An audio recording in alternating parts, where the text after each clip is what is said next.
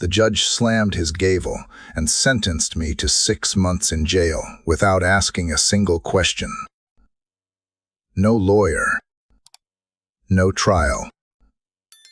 No justice.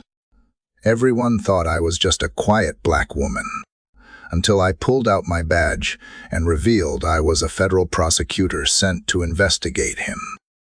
And in that moment, the courtroom exploded, because the man handing out injustice had just been caught red-handed. He looked me dead in the eye and said, 6 months in county jail. Next case, the gavel slammed down like a guillotine, and for a moment, the room did not breathe. A few people looked at me, some with pity, others with silent relief that they were not the ones standing in my shoes. But mostly, they looked away because I was just another quiet black woman with her head bowed, no lawyer at her side, no family behind her bench, no one to vouch for her name. Just me, standing in front of a man in a robe who had not bothered to ask a single question. And just like that, my sentence was sealed. It was not even a real crime. Obstruction of justice. That is what they called it. All because I had paused when an officer told me to leave a parking space in front of the courthouse. I was not loitering. I was not blocking traffic. I was not screaming or resisting. I had paused to look at my GPS. And because I did not move fast enough, a patrol car lit me up like I was robbing a bank. They pulled me out of the car in front of everyone. I did not yell. I did not fight. But I asked quietly, why am I being detained? That is all. And that question got twisted into refusal to comply. My silence became defiance. My dignity was read as a threat.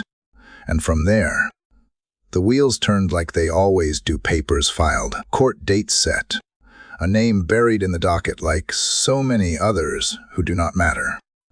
They did not know who I was, and I did not correct them. The courtroom was cold, the air stale with old sweat and cheap perfume. I sat alone on the left bench, hands folded, listening to the buzz of lawyers greeting each other with fake smiles and clipped nods. The judge had not even looked at my face when he entered. Judge Clyde Harmon, tall, white, and tired-looking, but with eyes that gleamed whenever he saw a case he could crush quickly. To him, black defendants were background noise. He only perked up when a camera crew or a high-profile attorney walked in. The rest of us, we were numbers. I was not called until nearly 11. I rose when they said Caldwell, Dana, and walked to the center of the room in my old navy blue suit, the same one I would worn to my first trial 10 years ago. The hem had frayed. The collar had softened, but it was clean. Pressed. Respectable. Still, I could feel the way the bailiff looked at me, like it did not belong in anything that was not a jumpsuit. The clerk read out the charge. The judge did not even ask if I had counsel. I did not offer. That was not the point. He read the notes from the officer's report, muttered something about repeated disobedience, and then leaned back like this was an annoyance on his schedule. Any statement. Miss Caldwell, he asked without looking up. I opened my mouth, but before I could speak, he waved his hand. 6 months. Suspended after 3 with good behavior. Case closed. That was it. No evidence. No argument. No witnesses. Just a sentence handed down like a receipt at the end of a bad meal. The bailiff stepped toward me, ready to cuff my wrists like I was some threat to society. I did not move. I did not flinch. I just stood there watching the room, watching the people who sat still like statues, as if what had just happened did not reek of everything wrong with the justice system. And that is when I felt the fire in my chest. Not anger, not rage, not yet. It was disappointment, bone-deep disappointment. Because I had seen this room from the other side. I had stood behind the prosecutor's table. I had filed motions, presented arguments, cross-examined liars who sat right where I stood now. I had seen Clyde Harmon shake hands with district attorneys and wink at sheriffs in the hallway. I knew the system. I had believed in it once. But now I stood alone, buried beneath it. No one knew who I really was. That was the point. The truth was folded inside me like a sealed envelope. I had come here for something far bigger than a parking space. I had come because rumors had begun to rise about Clyde Harmon, about how he favored certain officers, about how complaints from black defendants mysteriously vanished. I had come because no one else had the power or the clearance to investigate him, and I needed to see it for myself, to feel it, to prove it. So I let them book me. I let them drag me through fingerprinting. I let them sneer when I asked for my phone call. Every injustice carved another line in my mental record. Every silence from court-appointed counsel told me this place was not broken, it was designed this way. But I was not afraid, not because I was brave, but because I knew something they did not, that this was only chapter 1. The courtroom slowly emptied. The clerk started shuffling papers. The bailiff gestured again. I took one step forward, then stopped. My eyes swept across the room from the flags behind the judge's seat, to the dusty rows of benches, to the worn brass plate that read, "In God we trust." What a cruel irony, I thought. I turned back to the judge. "Is that your final ruling?" "Your Honor," I asked, my voice calm, low. He looked up finally. A flicker of annoyance. "Yes." "Bailiff." "Remove her." And I smiled. Just barely. A whisper of a smile. Then this court is in for a surprise. I reached into my inner jacket pocket and pulled out a slim black badge holder. The bailiff paused. The clerk stood. The judge narrowed his eyes. I flipped it open. The gold seal glinted beneath the fluorescent lights. United States Department of Justice, Federal Prosecutor. Gasps rippled across the room. The judge's mouth twitched, then froze. The bailiff dropped his hands. Someone in the gallery stood up. I stepped forward, calm as ever. "This courtroom," I said, "just sentenced a federal prosecutor without due process. This entire proceeding has been documented and will be submitted to the Office of Judicial Review. Effective immediately." I looked directly at Clyde Harmon. "Sir, you are being investigated for systemic bias, procedural misconduct, and deliberate violation of constitutional rights." And then I did what none of them expected. I turned, faced the shocked crowd, and simply walked out, not in cuffs, not in shame, but in silence. Because silence, when wielded by someone who listens, who watches, who remembers, can be the most powerful weapon of all. I was never the one people remembered at parties. Not the loudest laugh, not the flashiest dress. Just the woman in the corner, quietly sipping her water. watching everything. That is how I survived in the legal world for 15 years, by being invisible when I needed to be, and unshakable when it mattered. My name is Dana Caldwell. I am 38 years old, black, female, born and raised in Atlanta, Georgia, and I am a federal prosecutor. But on that day, in that courtroom, no one saw any of that. They saw a woman in a plain navy suit, soft leather shoes that had lost their shine, hair pulled back tight in a bun that said, "Do not ask questions." They saw my brown skin and my quiet demeanor and assumed weakness. They saw silence and assumed surrender. What they did not see was the folder of affidavits I had hidden beneath my jacket. What they did not know was the stack of recorded conversations, the sworn testimonies, the chain of emails forwarded to my secure Justice Department address. What they could never guess was that I was not the one on trial. They were. I remember the first day I walked into law school, Howard University. The lecture hall swallowed me whole, filled with voices sharper than mine, richer than mine.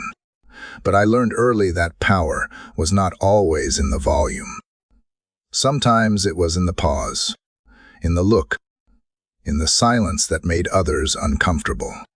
I graduated in the top 3% of my class, clerked under Judge René Lowell in Dadigsa, joined the Eastern District as an assistant U.S. attorney by 29. By 35, I was overseeing civil rights investigations across state lines. And yet, in that courtroom stripped of my badge, my title, my suit with the gold dog pin, I was reduced to a stereotype. Just another angry black woman who would not move fast enough in a parking lot. That was the entire point. When the first complaint about Judge Harmon landed on my desk, it was buried beneath stacks of routine grievances. Insubstantial, uncorroborated, but something about it stuck. A young man, barely 22, claimed he had been sentenced harshly for a minor offense, despite no prior record. His letter was handwritten, no legal jargon, just raw confusion. Why did the judge look at me like I was already guilty? That was the line that haunted me. I flagged it, dug deeper. Another complaint. Then another. All from people of color, all with the same pattern: rushed hearings, no legal counsel, unexplained jail time, sometimes even missing paperwork. Clyde Harmon's courtroom was a quiet graveyard for the rights of the voiceless. I could not ignore it, so I volunteered. I proposed an undercover investigation. High risk, low visibility, the kind no one wants on their resume if it fails. I would embed myself as a defendant, bypass the usual filters, walk straight into the lion's mouth. It was approved barely. One condition: no backup, no interference, no leaks. What happened in that courtroom had to happen, as if I were no one, just Dana Caldwell. Civilian. The hardest part was not the planning. It was the pretending. Pretending not to know when I was being lied to. Pretending to flinch at a bailiff's spark. Pretending I did not know the name of every clerk, every officer, every precedent they were violating. I had to become less than I was. Smaller, quieter, powerless, and in doing so, I saw what most of America will never see first: the machinery of prejudice operating beneath the surface of order. I was booked into holding with 5 other women that afternoon, 4 of them black, 1 Latina. None of them had lawyers. One had been there for 5 days waiting on arraignment. Another had lost custody of her son because she missed a single hearing. No one asked about their stories. No one cared. I did. I listened. I took mental notes. I memorized names, dates, charges, inconsistencies. I offered quiet encouragement, knowing that once I was out, I could open doors none of them even knew existed. That was my power. Not in the courtroom, not in the badge, but in remembering the forgotten. When I got home, yes, home, I was released under my own recognizance later that night. I sat in the dark with a single lamp on, reviewing everything. My apartment was not much.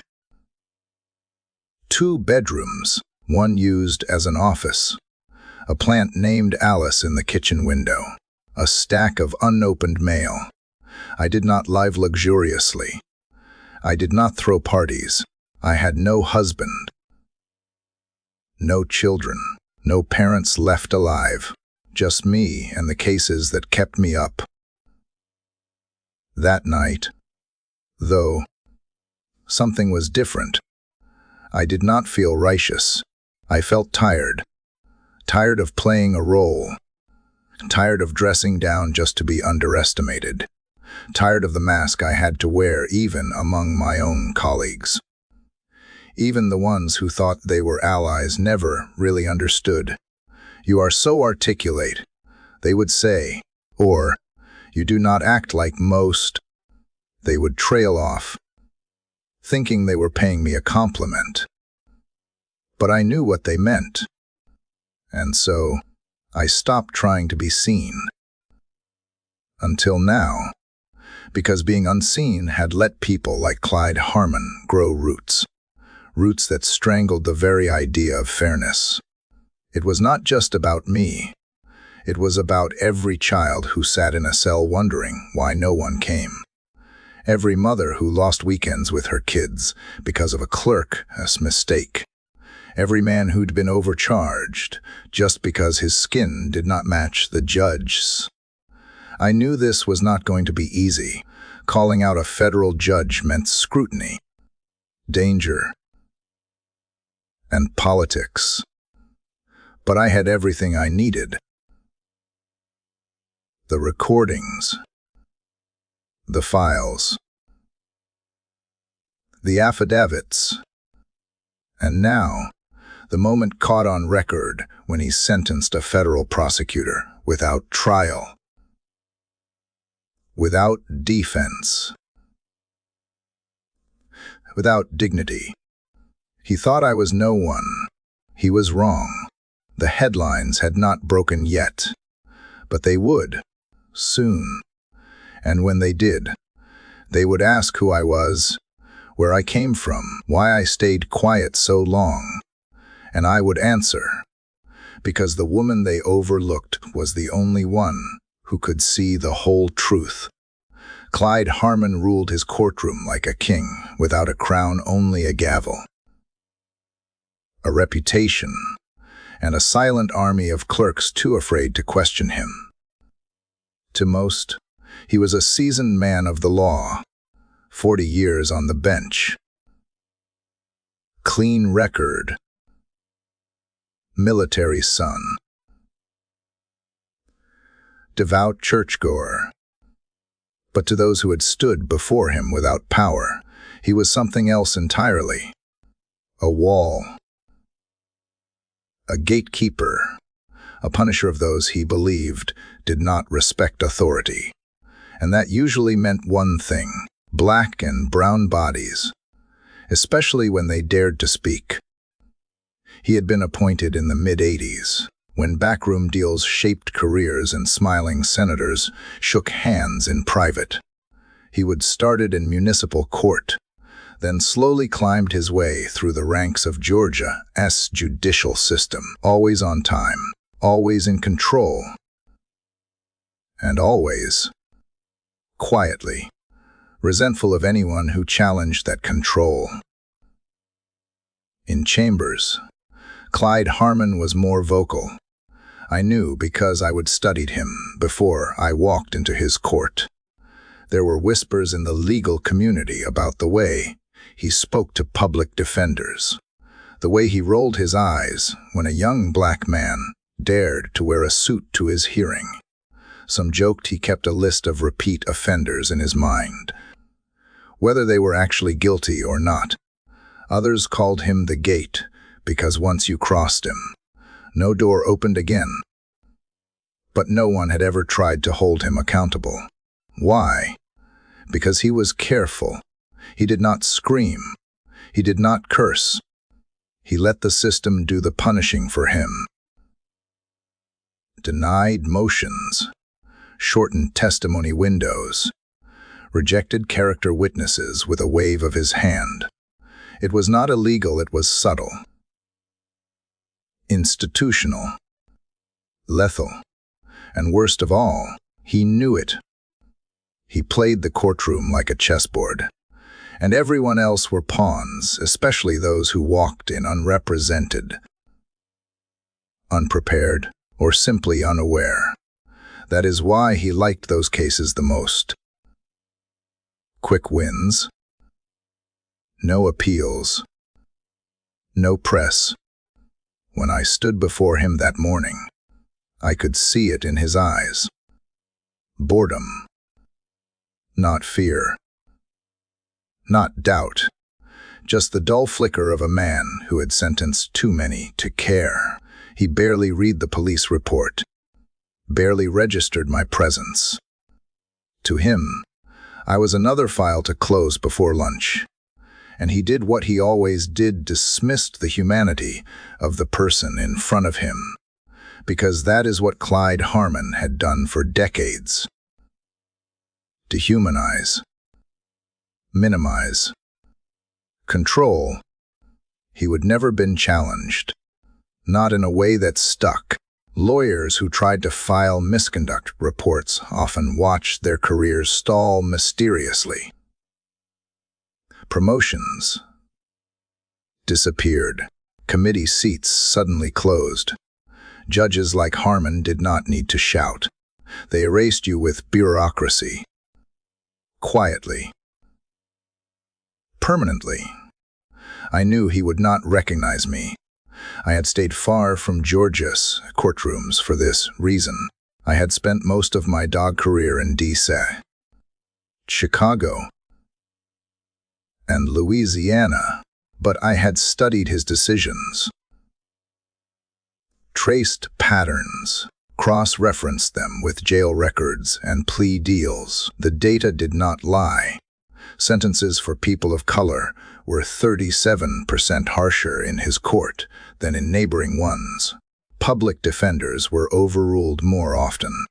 And worst of all, appeals rarely succeeded because the transcript language was neutral even when the impact was devastating. That is the genius of men like Clyde Harmon. They do not break the law. They bend it over and over until it is unrecognizable. There was a clerk once, Melanie Kearns. Young, white, idealistic. She filed an internal complaint after seeing him cut off a teenage girl mid-testimony and sentence her before her attorney even arrived. A week later, she was reassigned to traffic court records. Her career over. Her complaint buried. And so he kept going. And so the machine kept turning. Until me. What Clyde did not understand, what he could not comprehend, was that someone like me had the power he feared most, the power to speak with proof. Not rage, not protest signs, not slogans, cold, hard federal documentation. Dodge clearance, a legal mind that matched his, beat his, and knew how to expose him without ever breaking a single rule. He would always expected pushback from activists, from defendants, from angry lawyers shouting about justice.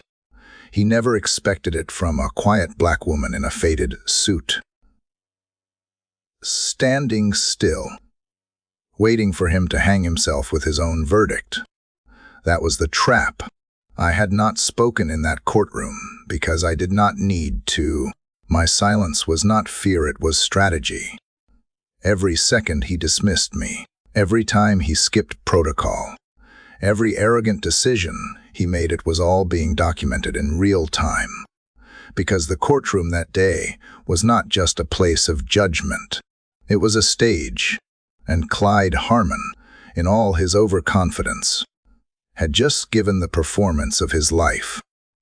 The federal investigation had already begun.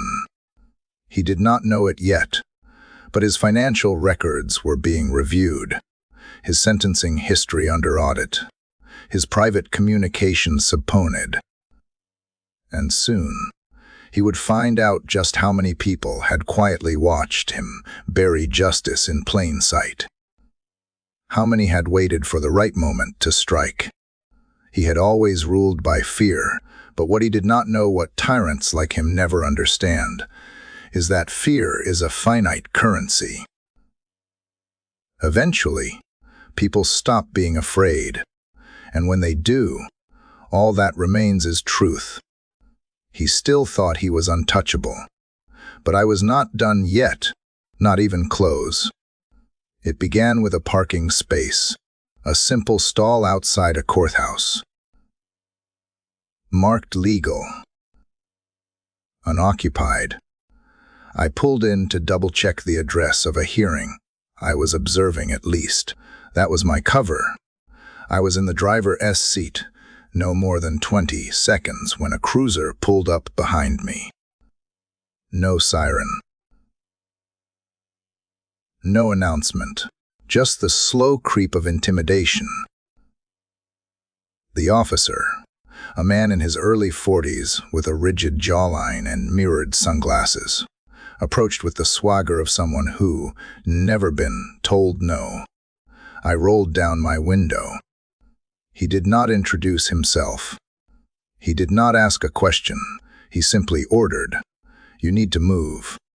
I glanced at the time, then back at the piece. "Yes, sir," I replied calmly. Hands visible.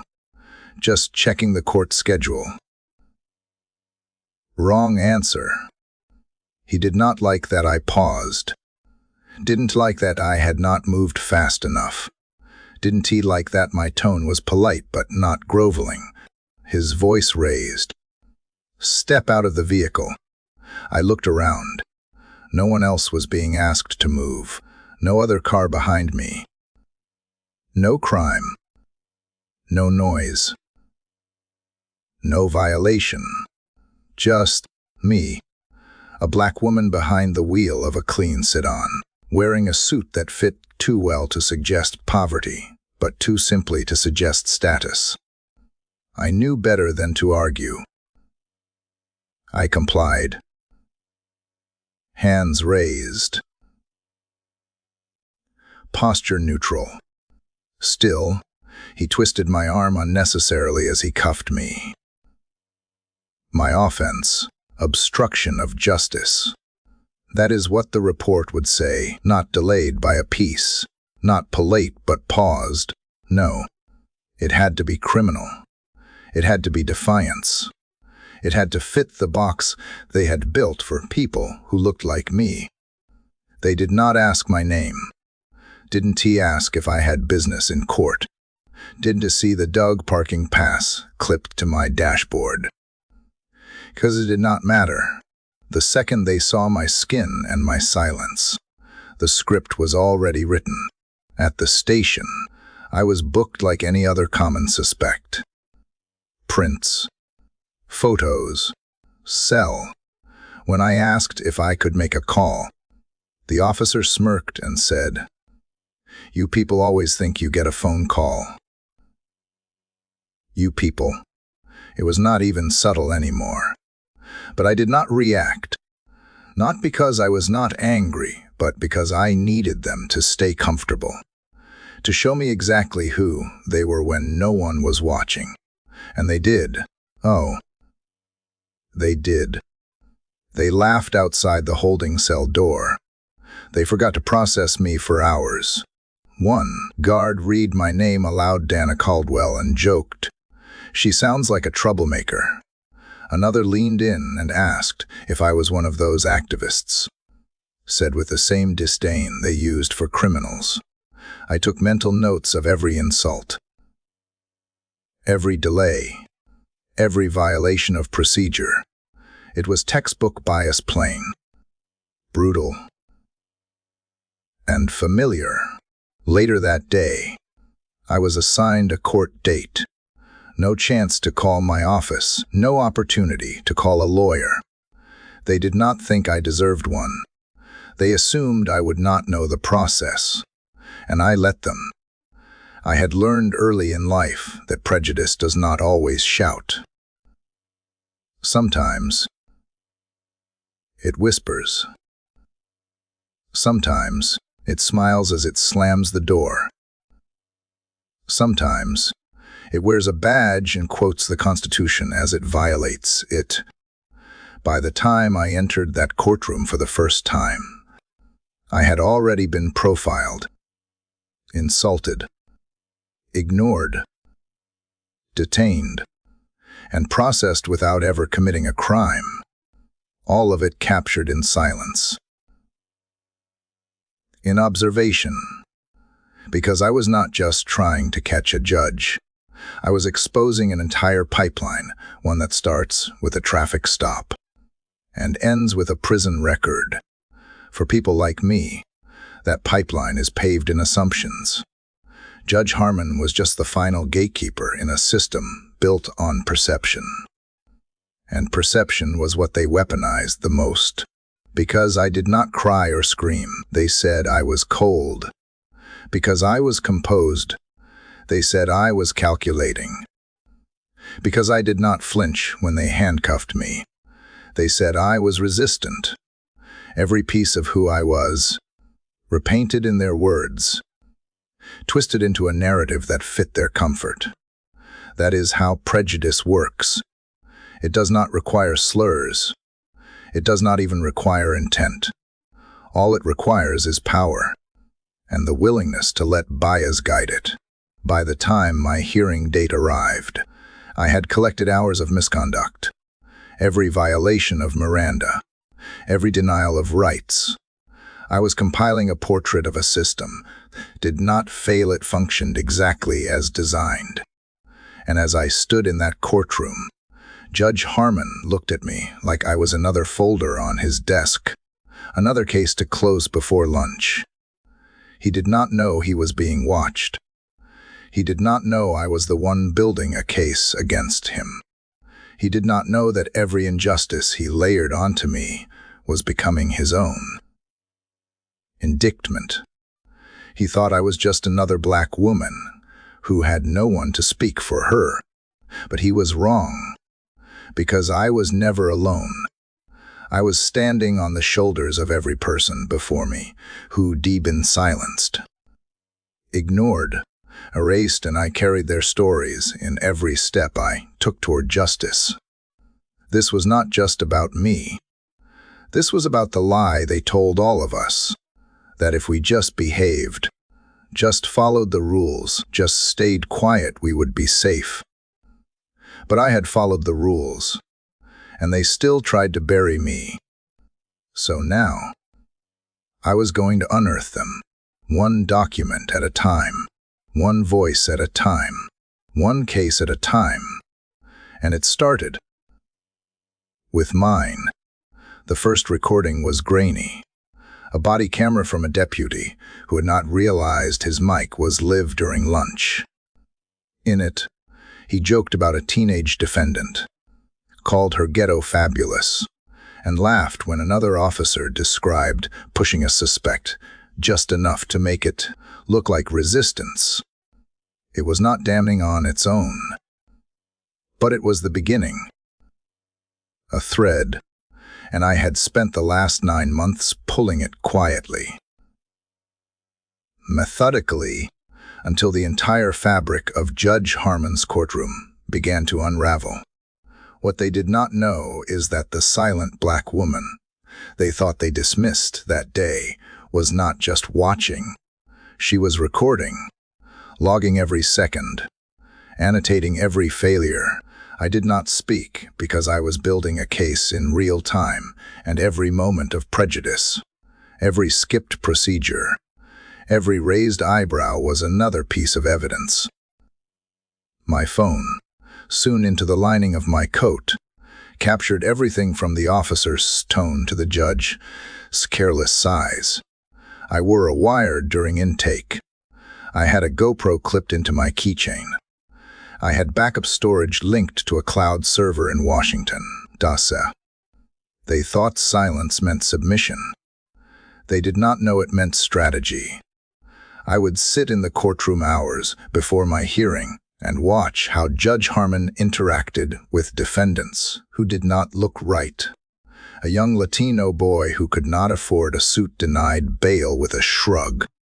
A black woman with a heavy accent interrupted 3 times before she could explain her case. A white man in a tie with a defense attorney released on his own recognizance for the same charge. I watched the patterns repeat. The smiles that were only for those who resembled him. The sentences he made harsher, just because someone dared ask for clarification. My recordings were not just audio.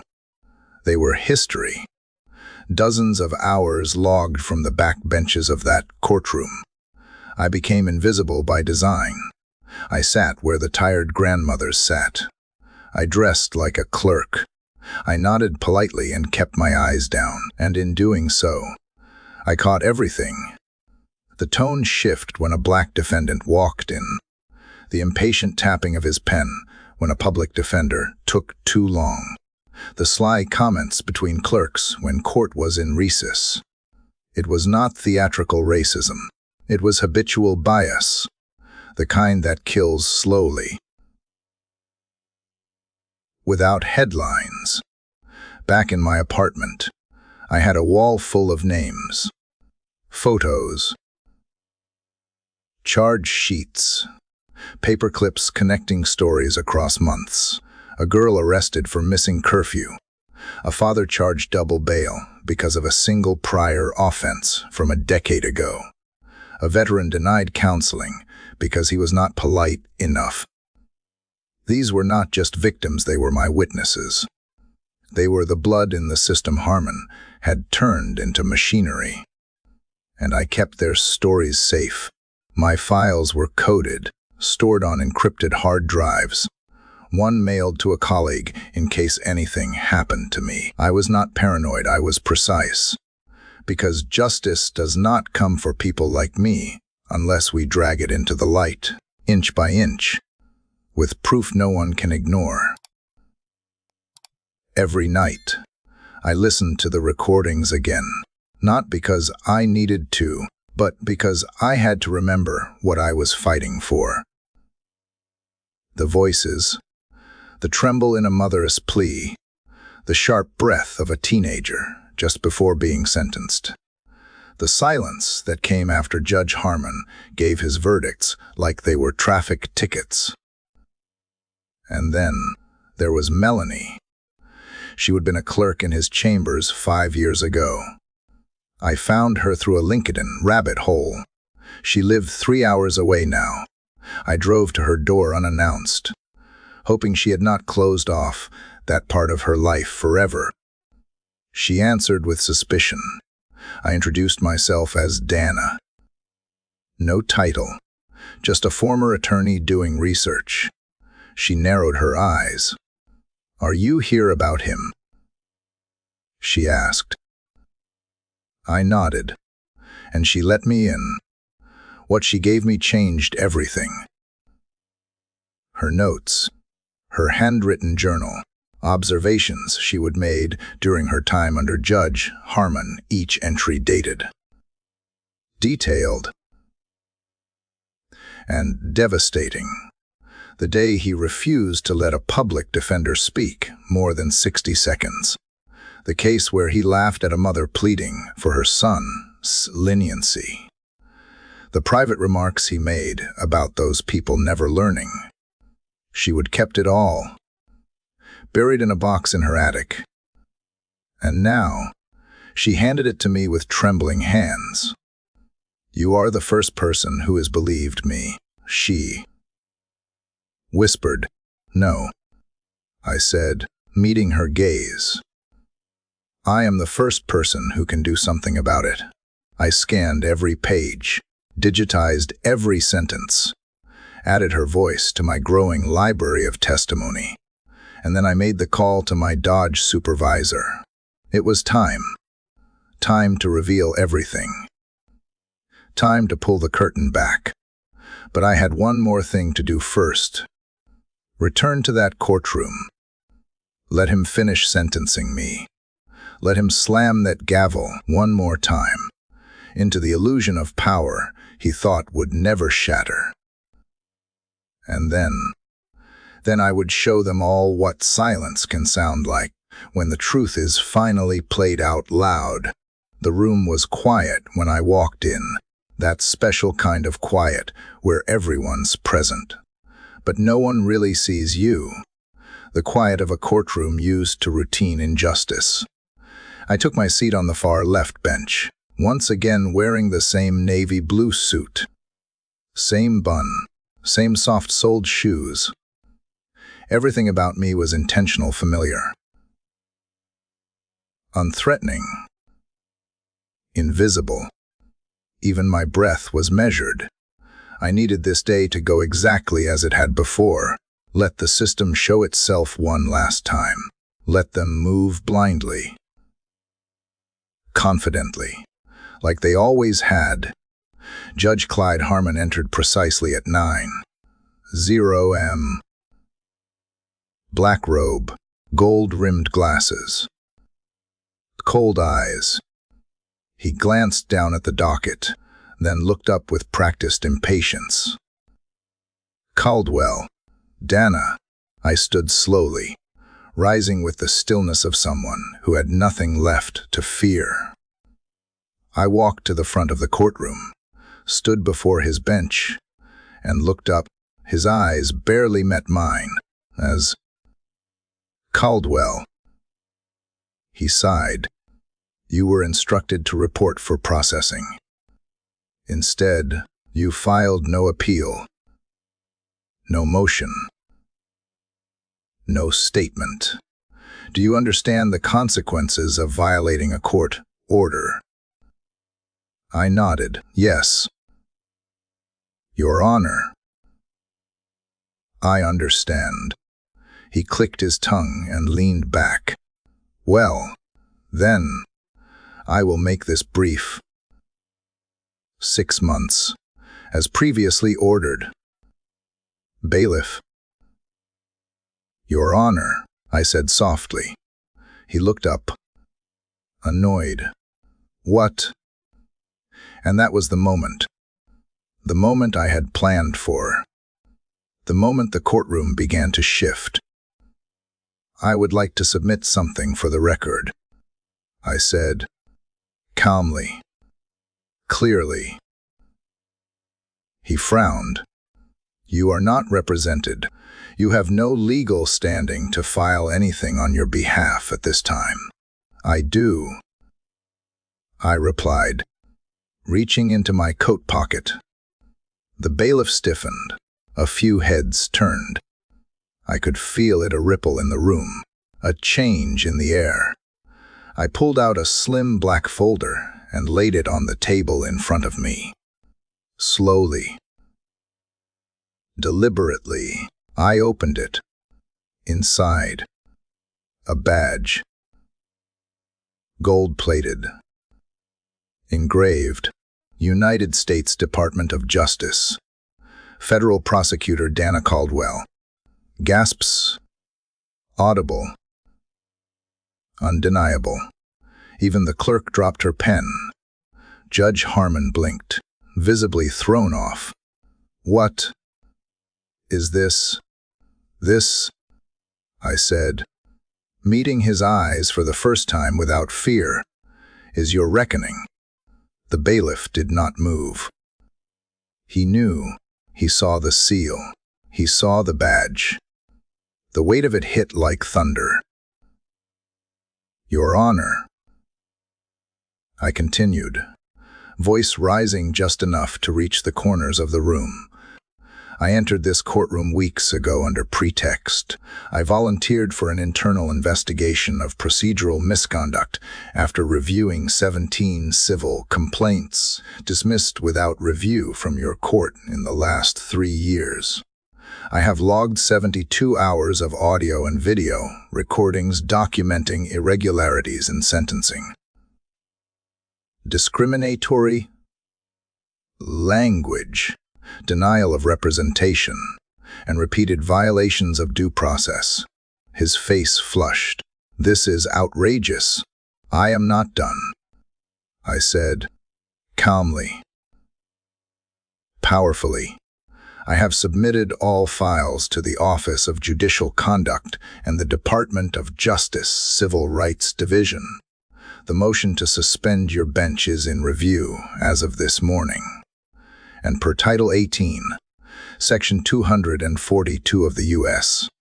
Code, you are now under investigation for deprivation of rights under color of law. The room fell silent again, but this time, it was a different silence, the kind that holds its breath before the fall. I turned slightly, facing the courtroom, the public benches, the clerks, the defendants waiting for justice in a place where justice had never truly lived. Every person in this room who has ever been dismissed, ignored, or punished more harshly because of who you are or what you look like. This is not your fault. This is not how it is supposed to work. You were not crazy. You were not paranoid. You were targeted. Judge Harmon stood. This is my courtroom. No, I said. Not anymore. 2 U.S.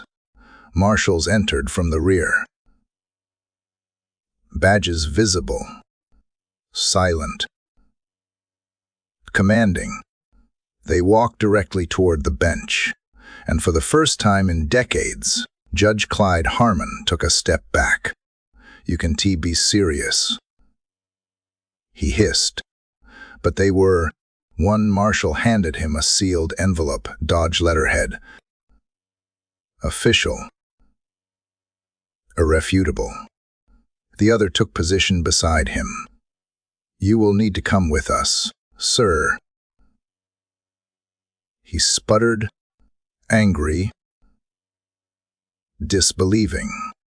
You can just remove a sitting judge like this.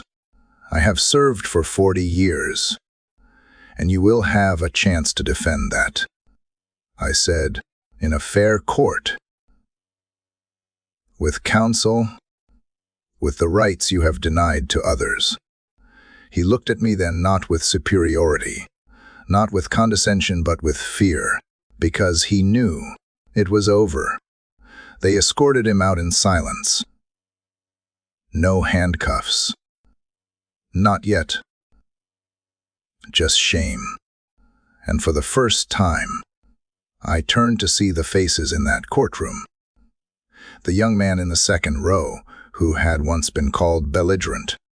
The mother clutching paperwork for her son's sentencing. The court clerk whose hand trembled as she reached for her gavel. They were all watching. All awake. Let the record show, I said, my voice echoing. That silence was never weakness, it was patience. And now that patience has ended. I walked out with my badge in my pocket, my name restored, and my mission just beginning. Because that moment when I finally spoke was not the end of the story. It was the beginning of a reckoning. The news broke before I even stepped out of the courthouse. My phone buzzed with messages, alerts lighting up the lock screen like wildfire. Breaking. Georgia judge removed mid-trial by Doge. Federal prosecutor reveals undercover operation in open court. Historic reckoning in Atlanta courtroom. But it was not the headlines that struck me. It was the faces. The sea of them waiting just beyond the courthouse steps. Reporters. Cameras. Bystanders. And most importantly, former defendants who had once walked through those doors with hope and left with nothing but shame. The moment the marshals walked Judge Harmon out the back entrance, escorted and silent, the courtroom imploded. The bailiff was frozen, unsure whether to stand at attention or slink away.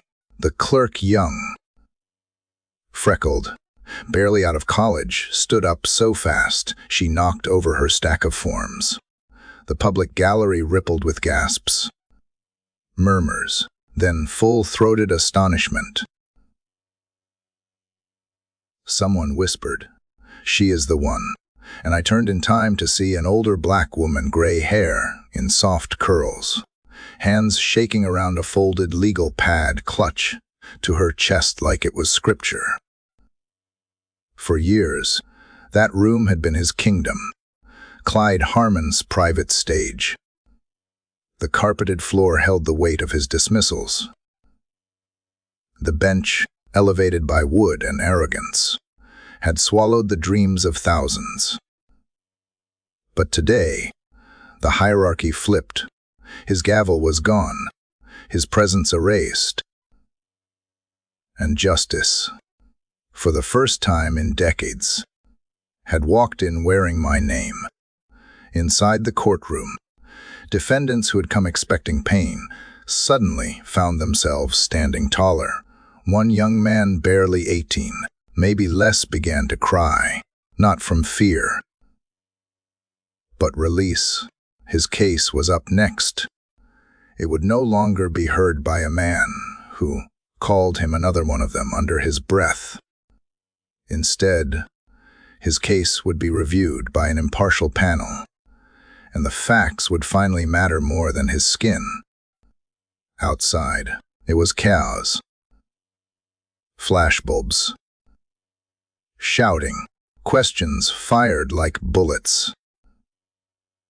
Miss Caldwell, was this premeditated? Did Judge Harmon know who you were?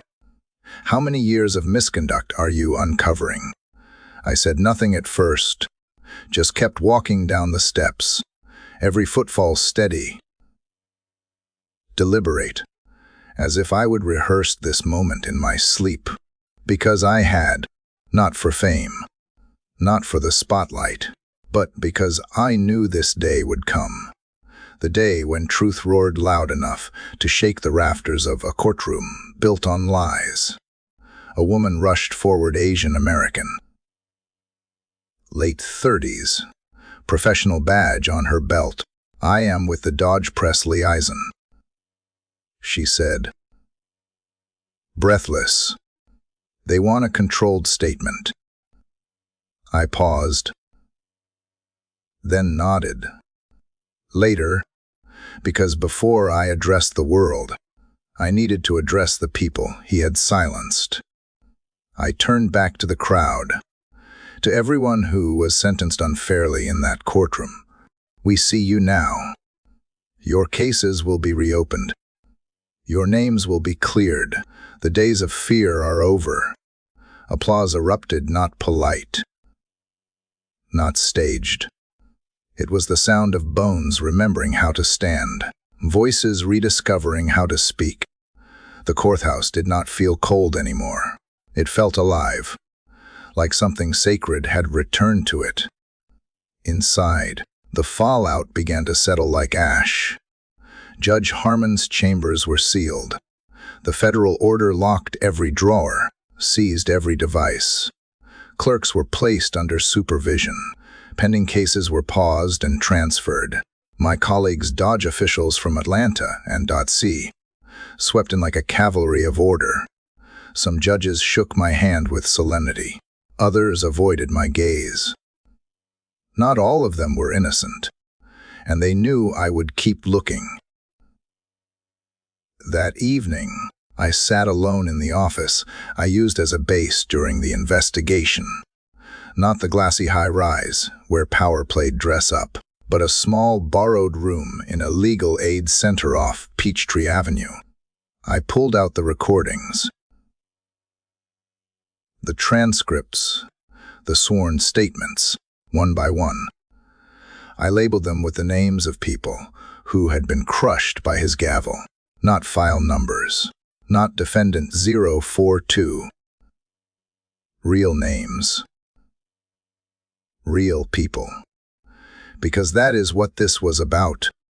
It was never just one man. It was every system that let him thrive, every silence that enabled his cruelty. And now, the silence was broken. The next morning, I received an envelope. No return address, just my name. Inside was a folded note, written in shaky pen. My son died in jail because of that man. He never had a chance. But because of you, maybe someone else will. Thank you. There was no signature, just a photo of a smiling boy in a graduation cap. I held it in my hands for a long time, and I cried, not because of sadness, but because after everything, after years of watching justice bend and break, something had finally been restored. Dignity, truth, hope, and it had all started because a courtroom underestimated the quietest woman in the room. Justice does not stop shaking the ground once the verdict is spoken. Sometimes, the loudest impact comes days later in the meetings behind closed doors, in the files quietly pulled from dusty cabinets, in the eyes of men and women who we spent years pretending they did not see. After Judge Clyde Harmon was escorted from his own courtroom, the entire foundation of the courthouse trembled not in bricks and concrete, but in conscience. By the next morning, the line outside the clerk of court stretched down the block. Former defendants came with their families, some holding crumpled sentencing papers, others clinging to faded hope, young men with tear-streaked cheeks, mothers clutching case files like they were holy. One woman whispered as I passed her, "I thought nobody would ever listen." They were finally being heard. The Georgia State Bar released an emergency statement by noon. All prior convictions and sentencing under Judge Clyde Harmon within the last 15 years will be subject to immediate independent review. It was unprecedented. I had never seen the system move so fast. But the truth is, they were not doing it because they suddenly cared. They were doing it because they were afraid. Fear is funny like that. It does not respond to protests or petitions as fast as it responds to headlines and accountability. Inside the courthouse, the atmosphere changed. Prosecutors who once carried their case files like shields now looked over their shoulders. Judges started citing more precedent. Clerks once complacent began whispering about what they had seen, what they had heard, what they had ignored. It was not just Harmon. He was the apex, yes, but not the only one. And now, the cracks were visible. I sat in an emergency session with DOJ investigators and ethics officials. We reviewed Harmon's past rulings, his financials, his communications. The deeper we dug, the darker it became. Patterns of favoritism, secret lunches with politically connected attorneys, bail amounts that varied wildly depending on skin color and zip code. His courtroom was not just unfair, it had been used like a private tool to control and condemn. And no one stopped him, because it had always been easier to blame the accused. I visited the legal aid clinic that week, not as a prosecutor, but as a woman who had once been on that bench. hands cuffed for a crime that did not exist. They asked me to speak to a group of teenagers in a mentorship program. I walked in expecting nervous smiles, distracted eyes. What I saw instead were kids who had memorized every second of the footage.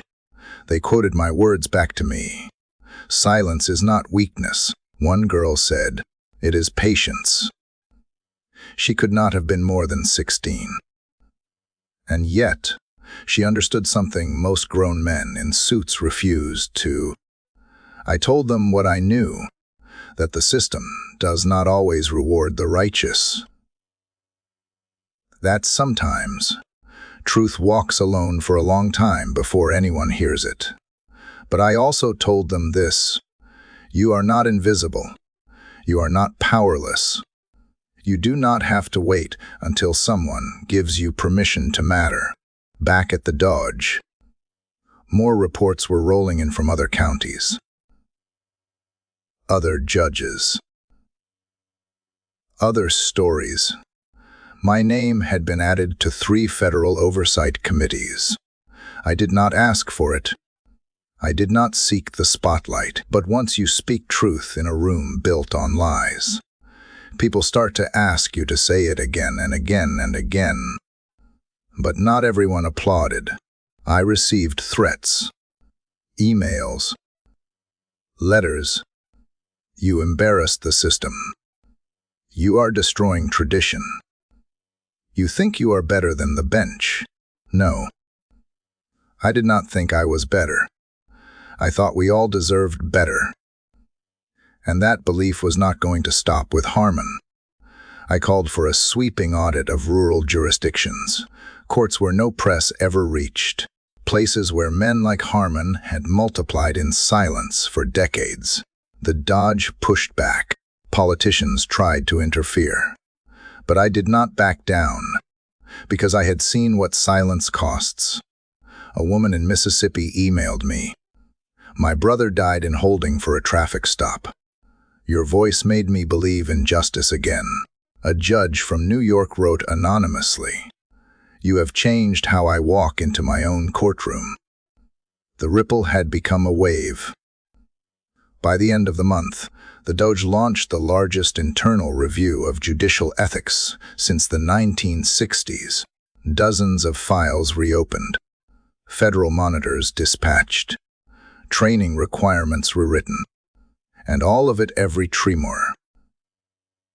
Every reform, every reversal started because one judge sentenced one woman he did not recognize. And that woman chose not to stay silent. I went back to the same courtroom one morning. Empty now. No judge. No gavel. Just dust and echoes. I walked to the bench, placed my hand where his used to rest, and said a name under my breath: Jerome Mitchell. He would been sentenced by Harmon for resisting arrest. No lawyer. No appeal. He died in jail 2 weeks later. He was 19. His name deserved more than a file number. And this courtroom owed him, and all the others, a moment of reckoning.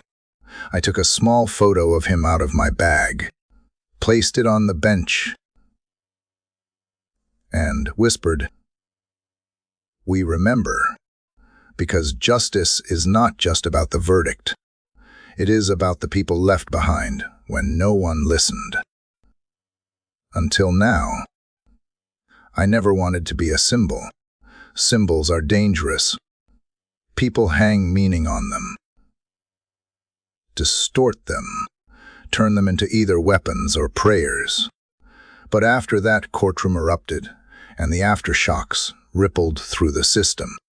They began to call me things I did not recognize: the silent fire, the woman who brought the gavel down, the reckoning in a suit. I was not any of those things. I was Dana Caldwell, a woman who had spent her whole life watching the world talk over people like me. A woman who, just once, decided to make them listen. The stories came from everywhere. A man in Detroit who lost his job because of a misdemeanor conviction from a judge just like Harmon. A grandmother in Alabama who'd been jailed for speaking out at a town council meeting. College student in Colorado who filmed her own wrongful arrest and was told by 3 lawyers not to pursue it because the judge would not hear it anyway. They wrote me letters. They sent emails. They stood outside court buildings, holding signs with quotes I did not even remember saying. But the one that stopped me cold came in a box. No return address. No note. Just a worn pair of leather shoes, men's size 10, scuffed at the toe, folded neatly on tissue paper. Inside the heel, tucked like a secret, was a yellowed news clipping local teen sentenced to 5 years for first-time offense. The boy's name was Malik. He was sentenced by Judge Harmon in 2012. He had no prior record, no defense attorney. He was 16. I closed the box and sat with it for hours. Because that is what this whole fight had been about. Not just exposing a corrupt judge, not just unearthing data. It was about those shoes, the ones that never made it back home, the ones that never got a second chance. And now, those voices, those lives were starting to rise. I traveled state to state, not because I was ordered to, because I needed to. Town hall meetings, legal aid clinics, university forums. Everywhere I went, I did not speak about myself. I spoke about them. The people who had no names in headlines. The ones buried in court files with no one to mourn them. And as I spoke, I saw what began to happen. People stood taller. Lawyers questioned harder. Young black girls walked into courtrooms and did not lower their eyes. The Doge invited me to lead a new task force, judicial equity and review. A mouthful of a title, but a meaningful mission to audit sentencing disparities, investigate complaints that had been swept aside, and push mandatory equity training for judges nationwide. I accepted, not for the title, for the power to keep the door open behind me. But still there were moments I questioned everything. One night, back in my apartment, I stood in front of the mirror with that navy blue suit still on. The same suit I would worn when they arrested me, when they tried to strip me down to a number. And I wondered who would I be if I had not fought back. Would I be just another statistic, another silent loss in a country that keeps too many of them? I took that suit off, folded it neatly, put it in the back of my closet, not to forget, but to remember. Because that version of me, the quiet woman they tried to erase, was the one who won. A month later, I received an invitation. Harvard Law School. Commencement. Speaker. I almost declined. I was not interested in stages or applause. But then I thought of the students, the ones who still believed the law could be a shield, not a sword. When I stepped onto that stage, I did not read a speech. I told a story about a woman in a courtroom, in a faded suit, standing in silence as a man with power tried to crush her. About how that silence was louder than any shout. About how truth, when carried patiently, becomes unshakable. And when I finished, I looked out over the sea of graduates, black, white, brown, immigrants, first-gen students, single moms, kids who grew up in foster care, and I said the only thing that truly mattered. You do not need permission to matter. You do not need permission to speak. You are already enough. Now go make them remember that. The room stood, not for me, For them. Because I had never been the point. I had only been the voice. And now, finally, the world was listening. The courthouse is quieter now. Not the oppressive quiet of dread, the tender quiet of reverence, like the silence of a sanctuary after a long battle. The walls still stand. The gavel still rests on the bench.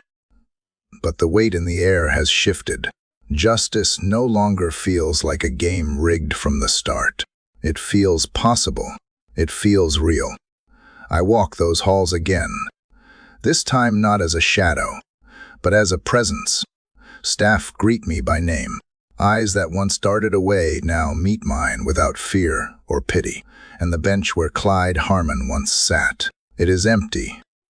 A reminder of what happens when arrogance goes unchecked, and when silence is mistaken for consent. In the months that followed the courtroom revelation, nearly 400 cases were reopened. Over 100 convictions were overturned. Families reunited. Men and women walked free not because of pity, but because the system had finally admitted it got them wrong. The weight of their innocence had cracked through the facade of a justice machine that had forgotten how to feel. Judge Harmon, stripped of title and power, now awaited his own trial, a public hearing where every transcript, every unjust ruling, would be dissected before the very people he once looked down upon. I would not testify. I did not need to. The truth already had its own voice. My work, by then, had become something greater than one man. It had become a movement. I would receive awards, commendations, my name etched onto plaques. They would give speeches in auditoriums, call me a pioneer. But I always thought of myself as something far simpler. A mirror, held up to a system that did not want to see itself. And when it finally really looked it, could not unsee what it had done. I was in Louisiana the day I learned the Supreme Court cited my case in a landmark ruling on procedural bias. I would just finished speaking to a room of teenage girls who wanted to become lawyers. They were bold, unafraid. One of them wore a t-shirt that read, "My silence is strategy." She hugged me after and said, "Because of you, I know I do not have to shout to be powerful." That moment stayed with me, because that is what they had never understood. My silence was not weakness. It was not resignation. It was choosing when to strike. And when the time came, it hit with precision. On the anniversary of that day in court, I stood on the courthouse steps again. No press. No audience. Just me. The wind, and the rising sun over the city that had once tried to break me. I pulled a folded piece of paper from my coat, an old copy of the original charge against me, obstruction of justice. I smiled, because they were right. I did obstruct something. I obstructed the slow, grinding gears of injustice. I stood in the way of indifference. I interrupted a system that confused silence with compliance. Then, gently, I tore the paper in half and let the wind carry it away. Behind me, the city stirred to life. Children walked to school. Lawyers filed into buildings. A new judge took the bench. And for the first time, it all felt different. Because now, every person who entered that courtroom would know what I fought to prove. Peace built on silence is not peace at all. It is just the pause before the storm, but peace born from truth. That is a revolution, one that whispers, then echoes, then sings, and it never goes quiet again. She entered the courtroom as a defendant. She walked out as the voice of a generation, but more importantly, she reminded us of a truth we often forget in a noisy world. Sometimes, the quietest person in the room is the one holding all the power. Dana Caldwell did not raise her voice. She did not scream for justice. She waited, watched, recorded. And when the moment was right, she spoke. And in that moment, the entire justice system shook. Her story is not just about one corrupt judge. It is about the millions who are ignored every day because they do not look like power, speak like privilege, or fight the way the world expects. It is about the strength in stillness, the courage in composure, and the fire behind silence that no one saw coming. You do not have to be loud to be heard. You do not have to be known to make history, and you never need permission to stand for what is right. Because truth, even whispered, is unstoppable. If this story made you feel something, do not keep it to yourself. Like to honor every person who has ever been dismissed. Comment if you have ever felt unseen, unheard, underestimated. Share this story with someone who needs the reminder. Your voice matters even in silence, and do not forget to subscribe for more powerful, emotional, real-life stories that uncover truth and inspire change. Because we are just getting started.